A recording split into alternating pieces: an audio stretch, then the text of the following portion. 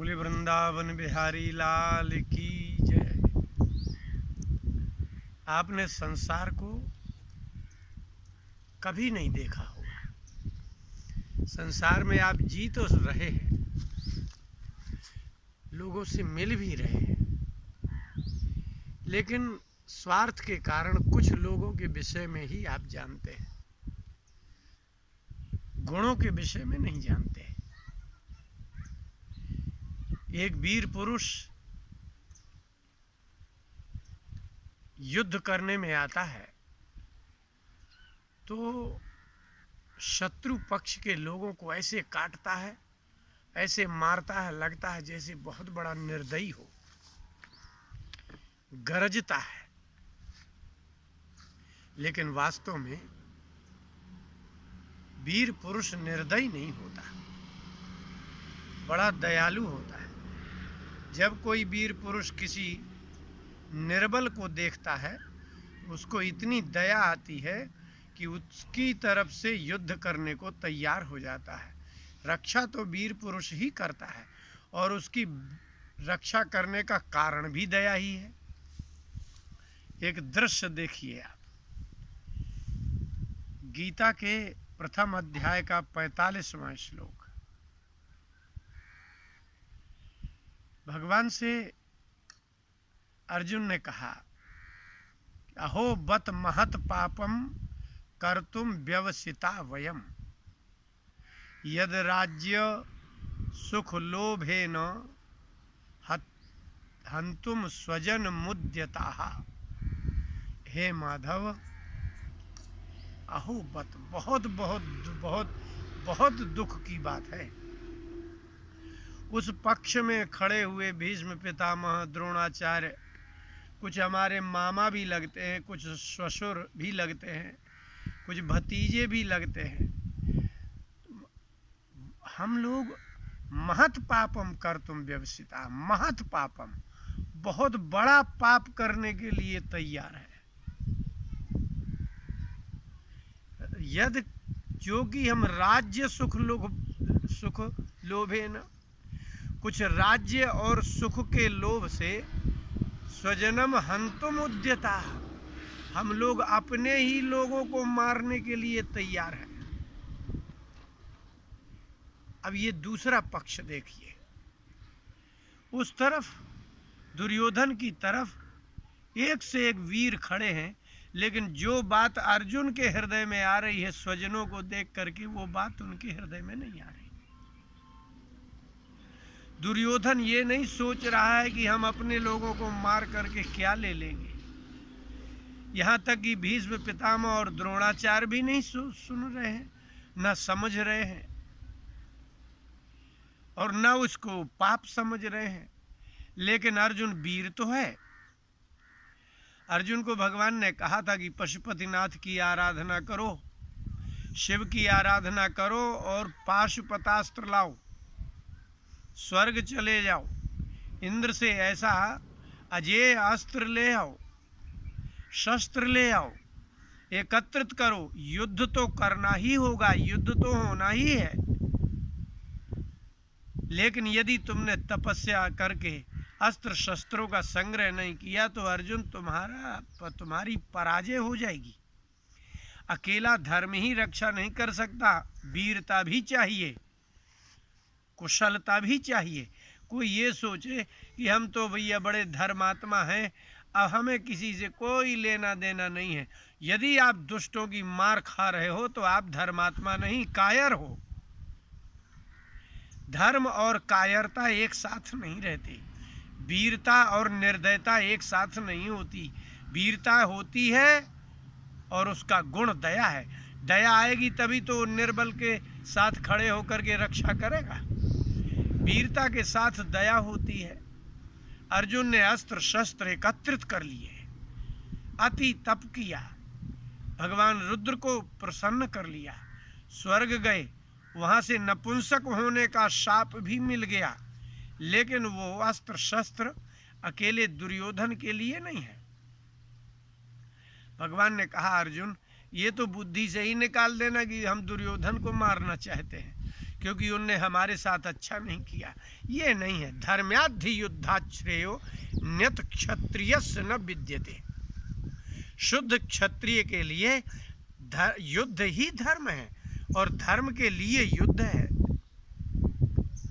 जब दुष्ट निर्बलों को सताता है तो एक वीर पुरुष, धर्मात्मा पुरुष का कर्तव्य है कि वह अधर्मी का नाश करे और धर्म की सुरक्षा करे। धर्म की रक्षा तो होती ही वीरता से है। कायर व्यक्ति अपने धर्म की रक्षा नहीं कर पाते। इसलिए जो लोग बलपूर्वक कोई धर्म परिवर्तन कर देते हैं कि या तो तुम हमारे धर्म में आ जाओ नहीं तो प्राण ले लेंगे, तो जो लोग प्राणों के लोभ से धर्म परिवर्तन करते हैं वो धार्मिक नहीं है, वो तो कायर है। उनको कह देना था कि मार डालो, क्योंकि ऐसे जीवन से तो मर जाना ही ठीक है। स्वधर्मे निधनम श्रेयः परधर्मो भयावह। स्वधर्मे निधनम श्रेयः। अर्जुन, अपने धर्म में मर जाना अच्छा है, लेकिन बलपूर्वक किसी विधर्मी के यहाँ जाना ये अच्छा नहीं है।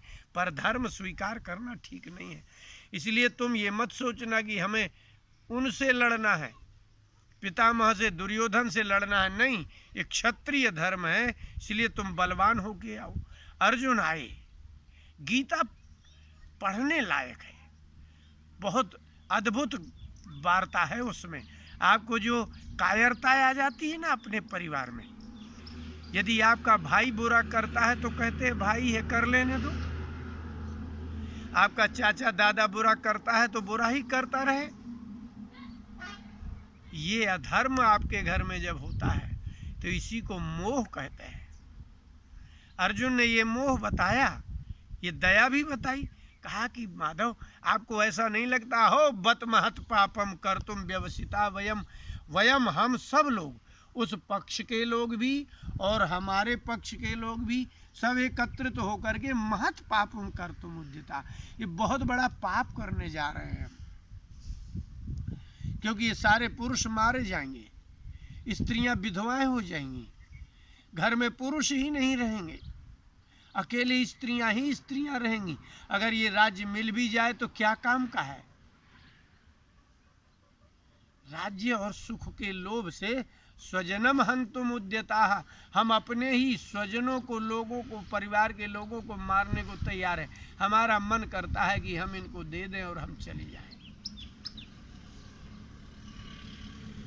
यदि ऐसा हो जाए कि मुझे ये लोग मारने लगे, अशस्त्रम यदिमाम प्रतीकारम शस्त्रम शस्त्र पाणया, 46वां श्लोक। मैं शस्त्र नहीं लिए हूँ, मैंने रख दिए हैं और ये शस्त्र पाणी है, ये हाथ में शस्त्र लिए हैं। यदि मुझे मार दें तो भी मुझे अच्छा है। अर्जुन के हृदय में वीरता के साथ क्या है, ये कायरता है कि दया है कि मोह है। आप कभी विचार ही करें, आप जिसको दया कहते हैं वास्तव में वो मोह है। दया तो होती ही दूसरे के प्रति है, अपनों के प्रति होने वाला जो दयार्द्र भाव है वो मोह है, दया नहीं है। दया और मोह में भगवान ने आगे जाके अंतर बताया। इसलिए आप जब कहते हैं कि पिताजी हैं, चाचा जी हैं, भाई है, चाची है, ये जब गलत करते हैं आपके साथ तो आप इनको मोह बस कहते हो कि करने तो दो, कर लेने दो। ये दया नहीं है। भगवान ने कहा कि अर्जुन ये दया नहीं है, ये आगे जाके कहेंगे। दया सर्वदा दूसरों के प्रति होती है और जो अपने प्रति होती है तो वो मोह है। अर्जुन ने बहुत बड़ी बात कही, बहुत बड़ी, कि हम लोग महत पापम, इससे बड़ा पाप हो ही नहीं सकता कि हम अपने ही परिवार की स्त्रियों को विधवा कर दें। देखो भगवान, येषामर्थे कांक्षितम नो भोगा राज्यम सुखानि च। संसार का मनुष्य अपनी पत्नी के लिए, अपने बच्चों के लिए, परिवार के लिए ही राज्य और सुख और भोग एकत्रित करता है। तो ये सामर्थ है, जिनके लिए हम लोग राज्य और भोग सुख एकत्रित कर रहे हैं, ताए में वस्थिताः, सामने वही लड़ने और मरने को तैयार है। प्राणास त्यक्त्वा धनानि च, धन का भी त्याग करके मरने को तैयार है। ये दुर्योधन, दुशासन, ये कर्ण, ये भीष्म पितामह, ये धन के लिए, राज्य के लिए प्राणों को त्याग करके धन का क्या करेंगे? यद्यप्येते न पश्यन्ति, अर्जुन ने अपना तर्क दिया। लोभो पहत चेतसा, इन लोगों की बुद्धि में लोभ चढ़ गया है राज्य का और सुख का, इन लोगों को नहीं दिखता है। तो क्या माधव हमें नहीं देखना चाहिए? कथम न ज्ञेयम् अस्माभिः पापा दस्मान निवर्तितुम, तो भले सामने वाला इस पाप को पाप नहीं समझ रहा है, क्योंकि वो लोभो पहत चेतसा, उनके हृदय में लोभ है, इसलिए उनकी बुद्धि नष्ट हो गई है।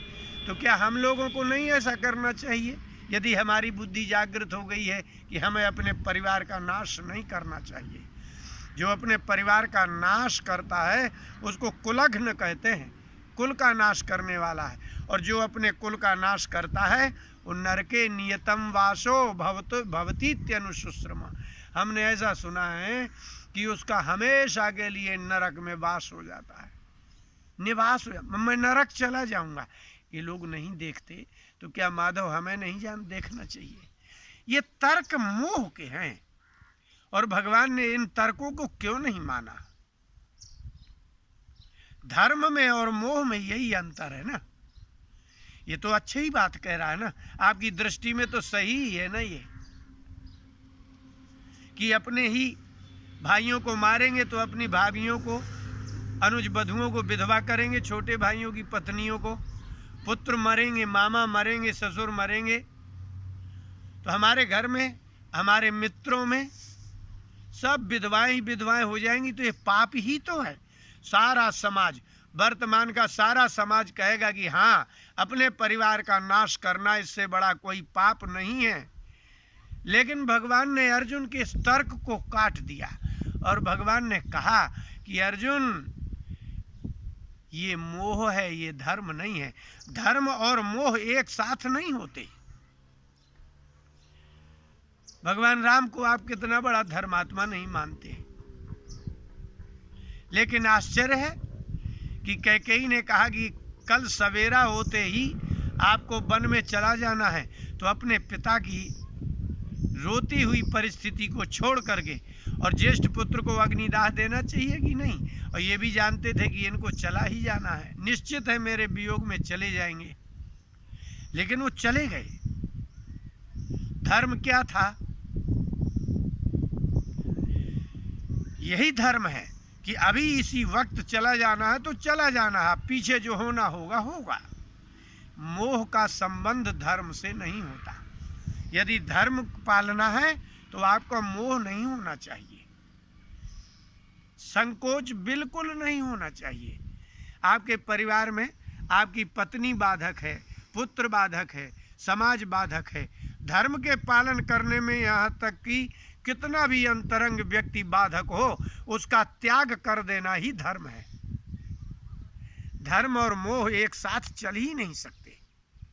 यदि आपको मोह है, संकोच है, चलो भाई लहसुन प्याज बन गया है तो खा लो, अरे वो कितने लोगों को डायबिटीज रहती है, मारे संकोच के जाके रिश्तेदार के यहाँ खाते हैं, फिर भर्ती हो जाते हैं कहाँ? अस्पताल में। इतना ही विवेक नहीं करते। इसलिए धर्म और संकोच, धर्म और मोह एक साथ नहीं चलेंगे। गीता पढ़ेंगे तो आपको समझ में आएगा कि हम धर्मात्मा नहीं हैं, हम मोही हैं, मोह करते हैं हम। महाराज हरिश्चंद्र ने काशी में खड़े होकर के आवाज लगाई कि मेरी पत्नी का कोई विक्रेता, खरीदने वाला मिल जाए। लोगों ने देखा नीच से नीच आदमी भी अपनी पत्नी को बेचता नहीं है। पत्नी को बेचना, पुत्र को बेचना तो महापाप है, महाअधर्म है। लेकिन विश्वामित्र जी को दिया हुआ वचन पालन करने के बीच में पत्नी भी बिक जाए, पुत्र भी बिक जाए और हम भी बिक जाएं। आश्चर्य ये है कि राजा हरिश्चंद्र ने पत्नी को नहीं बेचा। तारा ने स्वयं कहा, देवी भागवत पढ़िए, तारा ने स्वयं कहा कि भगवान अब हमारा गृहस्थ धर्म पूर्ण हुआ, पुत्र उत्पत्ति हो ही गई है, अब इस शरीर से धर्म के लिए ही शरीर का विनियोग कर देना चाहिए। उसने अपनी इच्छा से प्रेरित किया है। इसका क्या तात्पर्य है? धर्म के अंतर्गत पत्नी का बेचना वो अधर्म कहलाएगा। एक धर्म के पालन करने में उसके बीच में दिखाई देने वाला जितना अधर्म है आपको दिखेगा, लेकिन वो धर्म के ही भीतर आता है, वो धर्म ही है।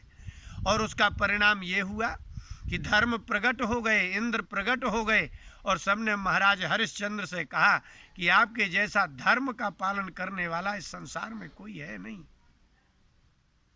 हाँ, अगर मात्र अपनी पत्नी आप बेच रहे हैं, पुत्र बेच रहे हैं, लेकिन आप धर्म के लिए नहीं कर रहे, तो बिल्कुल विशुद्ध अधर्म है। इसलिए भगवान ने कहा कि कह लो अर्जुन जितना कहना हो। प्रथम अध्याय तक भगवान उवाच नहीं है, भगवान बोले ही नहीं। अर्जुन के इतने विशेष तर्क हैं कि अंत में अर्जुन ने कह दिया कि मैं आपकी भी बात नहीं मानूंगा। नहीं प्रपश्यामि ममापनुद्यात् मच्छोक मुच्छोषण इंद्रियाणाम। हे माधव, इंद्रियों को नष्ट करने वाला, मेरे आत्मबल मनोबल को नष्ट करने वाला मेरा शोक, इस शोक को नष्ट करने वाला संसार में कोई है ही नहीं। अवाप्य भूमा वसपत्नम वृद्धम राज्यम सुराणाम अपि चाधिपत्यम। ये तो पृथ्वी है, वो भी हस्तिनापुर की। मुझे कोई स्वर्ग लोक भी दे रहा होगा, तीनों अपित्रैलोक के राज्यस्य हेतु किन्नु मही कृते। तीनों लोगों का राज्य प्राप्त करने के लिए भी कोई कहेगा युद्ध करो, तो मैं नहीं करूंगा। ये तो छोटी सी पृथ्वी है। कितना बड़ा चैलेंज है भगवान के सामने। वास्तव में ज्ञानी के सामने सबसे बड़ा चैलेंज अज्ञानी होता है। अज्ञानी को समझा दे कि तुम गलत बोल रहे हो, यही ज्ञानी की सबसे बड़ी सफलता है। अज्ञानी को ये सिद्ध नहीं करना है कि तुम अज्ञानी हो। अज्ञानी को ये आभास हो जाना चाहिए कि हाँ, मैं गलत हूँ, मैं अज्ञानी हूँ। बस यही ज्ञानी का सबसे बड़ी सफलता है, यही उसके ज्ञान का प्रभाव है। उसने कहा कि माधव, इससे बड़ा पाप कुछ हो ही नहीं सकता कि अपने परिवार का विनाश कर दें। लेकिन भगवान ने आगे जाकर के सिद्ध कर दिया कि अर्जुन, इन लोगों को ना मारना ही अधर्म है। तुम जिनको मारने को अधर्म कह रहे हो कि भीष्म पितामह द्रोणाचार्य कर्ण दुर्योधन दुशासन को मारना अधर्म है, वास्तव में इनको ना मारना ही अधर्म है। और भगवान ने समझा दिया कि अर्जुन, अच्छा अब बताओ क्या है, सच बताना। तुम नहीं मारोगे तो अधर्म है कि मार डालोगे तो अधर्म है? क्या है? मारना ही धर्म है। अब इनको तुम कह रहे हो हम मारेंगे तो अधर्म हो जाएगा। अधर्माभिभवत्युत, अपने परिवार को मारेंगे तो अधर्म होगा।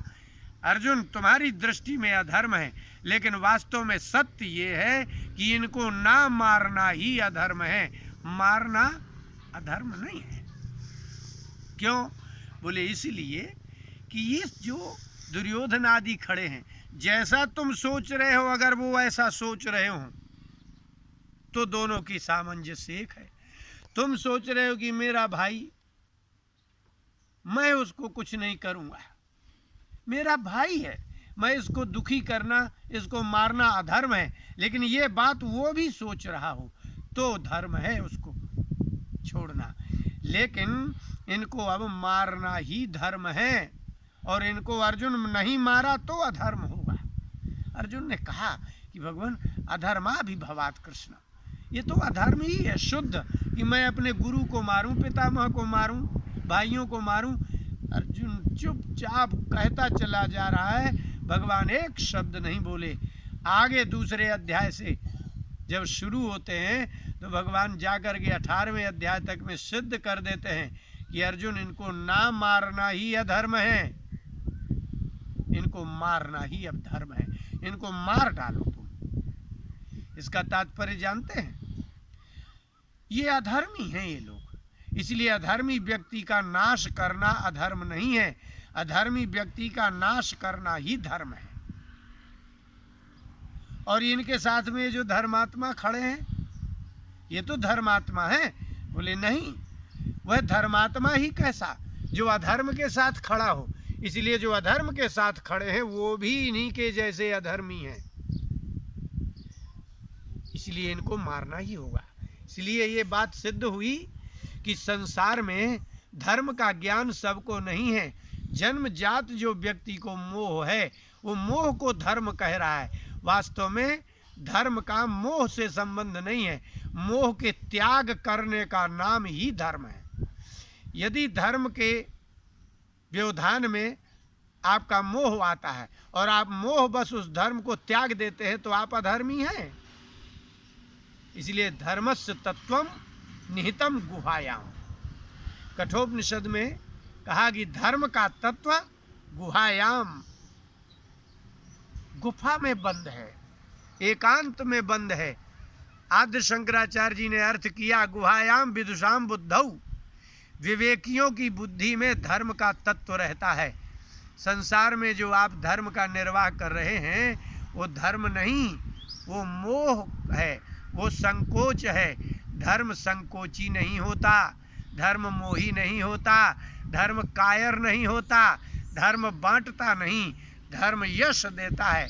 धर्म से कभी आज तक किसी को अपयश मिला है? चाहे राजा हरिश्चंद्र हो, चाहे भगवान राम हो, चाहे पांडव हो, जिनके साथ बुरा किया उनका यश हो रहा है और जिन्होंने बुरा किया उनका अपयश हो रहा है। कौरवों ने पांडवों के साथ बुरा किया तो उनका अपयश है। इसलिए बलवान कितना भी व्यक्ति हो, लेकिन अधार्मिक बलवान होता है तो उस व्यक्ति का यश होता ही नहीं है। लेकिन जो धार्मिक बलवान व्यक्ति होता है उसी का ही संसार में यश होता है। इसलिए जो भी धार्मिक होगा वो वीर होगा, निर्मोही होगा, निर्द्वंद्व होगा, निर्भय होगा, दया से भरपूर्ण होगा। इसलिए जो दयालु हो वो धर्मात्मा है, लेकिन कायर हो वो धर्मात्मा नहीं है। बोले वृंदावन बिहारी लाल की जय।